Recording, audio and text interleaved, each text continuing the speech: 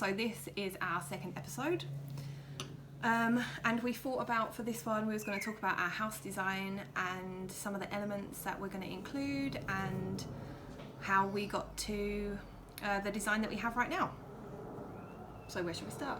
Well, when we first started, we knew we wanted to build a farmhouse and we wanted it to be sustainable, and we sort of penciled in some ideas on paper, and they were almost exclusively square boxes. Yeah, of other square boxes. We didn't really have an idea. We had no idea about architecture and designing a house. We knew we wanted some like sustainable materials, and we knew we wanted it to be like eco-friendly and as environmentally friendly as possible. But that's pretty much where what we wanted ended. We didn't really have any idea other than that. So we knew like how many rooms and like what spaces we wanted in the house, but other than that, we had no idea. And we decided that we wanted to build it out of straw bales, which led us on to getting in touch with Okambuva Cooperative, and they are a sustainable building expert company, and they put us in touch with our architect who has had a lot of experience building with straw bales, and she sort of helped us, guided us into finding our dream, and that's how we found the shape of the house. We took inspiration from the land, because the house is actually going to be in the shape of an almond flower, because we have almond trees on the land, and in the right time of year it's full of almond blossom.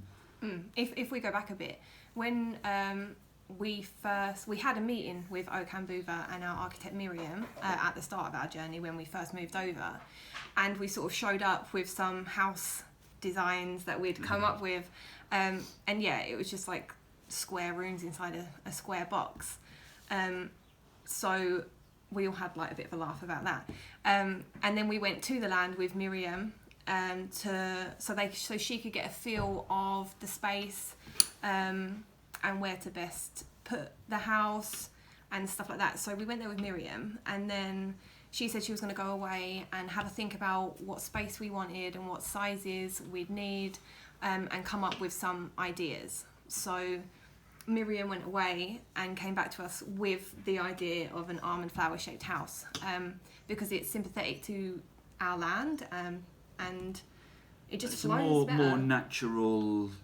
More natural form and natural shapes. It's better. It would impose too much on the land if you just had a great big square shoebox of a house. Yeah, it just wouldn't look right. And plus, really thinking about it, it just wouldn't suit us and suit the project, because we don't want a regular house, which is why we're building out of straw bales and stuff like that. So to build a square house out of straw bales, just it wasn't right. And we're really lucky that Miriam had the vision of designing a house that is our dream house, and we didn't even know that that's what we wanted. We wanted a house that was as weird as us, and that's how we ended up with Wyrdwood. Yeah. So yeah, the main house is in the shape of an almond flower, so it's all curves. In the centre, there's going to be an open courtyard in the centre, which is in the shape of a pentagon. And there will be a geodome above it that lets the light right into the centre of the heart of the house, which will mean that there's windows. In some of the rooms, there'll be windows on both sides of the room. Yeah. You'll have natural light coming in from the centre of the house as well as the outside of the house, which will be cool. Yeah. And it means that every single sort of section of the house is a different area, and it means that although it's not a huge house, it's like 178 square metres, I think it is.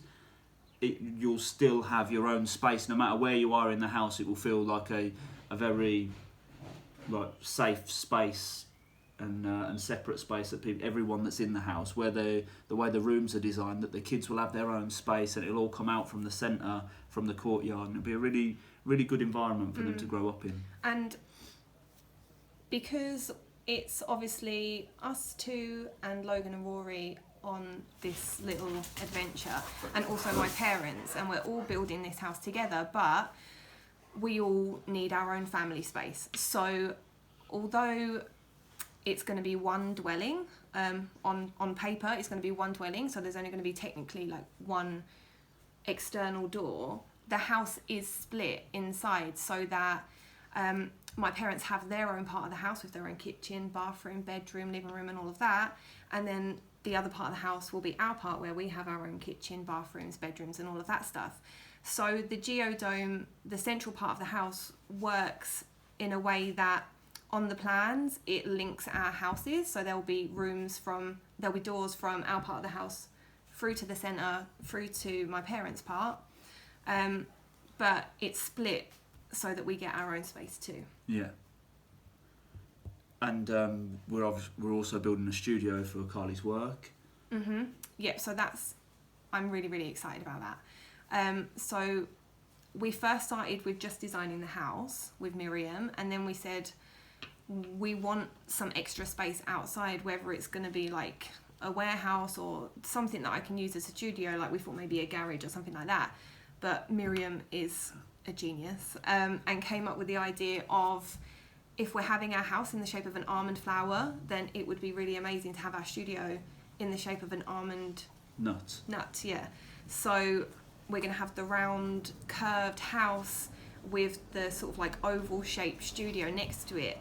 And so not only do they like work in harmony in nature, they're going to work in harmony when you look at them, but also it gives us the scope that if we ever want to add more buildings on the land, we can add more almond nut shaped buildings to sort of we can form like a chain of them coming off from the studio, so it'd be very expandable, and also it will work in harmony with the main house in the future. We are building it with the idea in mind that later on we'll hold our solar array up on the roof because it's perfectly south facing. The roof of the studio. Yeah. So we'll have all the solar array on the roof of the studio that will feed and nourish the house. The nut will feed the flower, which is cool. It's great filming outside and having nature and wasps and birds. Should we talk about what construction materials and methods and stuff? Yeah, because we haven't really spoken about it, have we? No. We've done blog posts in the past, but I think it's easier to just do it on video.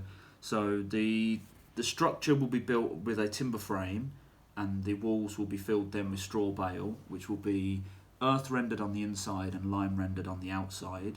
We're going to go with, at the moment the plan is to go with polished concrete floors. Yeah. So it'll have a very sort of natural and raw look to it. We are having, what else are we having? A green roof. Green turf roof, which I'm hoping to have a couple of beehives up there as well, because then they'll be out of the way and nothing will be in their flight path, so that'll be a good idea. We're having a Canadian well system, which means that all of our air ventilation will run through pipes buried in the ground. So in the summer the earth will cool down the air, and in the winter the earth will warm it up, so that we'll always have an ambient temperature of ventilation, all run off just a very, very small electric fan that will passively feed the house. So for our ventilation system will run on almost nothing. Very, very eco-friendly system. We're having a biodigester as well, which will take care. It was important for us that the house would take care of all of its own needs, so we didn't want to be having our waste pumped out periodically from a septic tank. We wanted a biodigester which is aerated, and it digests naturally using enzymes and organisms. It digests all the waste and turns it into a non-toxic liquid that you can actually put onto the garden. So we can reuse that's really water. cool. Yeah. And we'll be having solar hot water up on the roof as well. I think long term we'd like to have solar power. Photovoltaics for energy, yeah. But we have to sort of do what we can do at the moment within our budget. So solar's not really in our budget right now. So. Well, we were sort of lucky or unlucky, depending on how you look at it. We already had an electricity pylon, not a pylon, but an electricity pole on the front corner of our land. So where normally someone in our position it would cost like 20 grand to get a connection, for us it was really, really cheap to get an electricity connection, and far cheaper than it ever would be for a solar system that would suit our needs. Yeah, and although we'd love to be able to get solar right now, the more important thing, first of all, is to get the house built. Yeah, because it won't be sustainable if we can't live there. Yeah, there's no point in having solar if we don't have a house. Go away, wasp. So yeah, getting the house built and then working towards getting solar after that, that will be a goal that we work towards after. Yeah. So yeah, that in a nutshell. In a nutshell, yeah, house. we've just like thrown loads of information at you. We're going to link to a blog post where we go into a bit more detail and we can show you some photos of the house design. It's really amazing, isn't it? Yeah, and we've got some 3D like artist impressions of what it will look like when it's finished, and it's going to be incredible.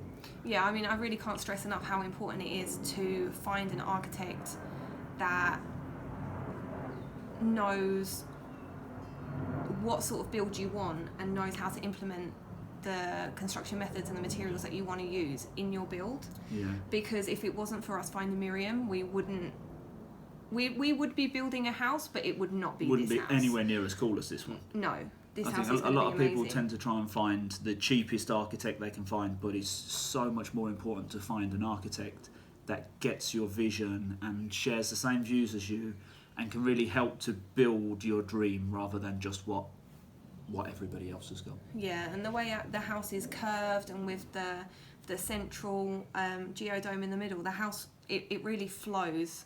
I just can't wait to build it, can't wait to get in it. Yeah, it's going to be good, it's going to be a cool adventure. Yeah, so this time we thought we'd tell you a bit about the house design and what materials we're going to be using in the build.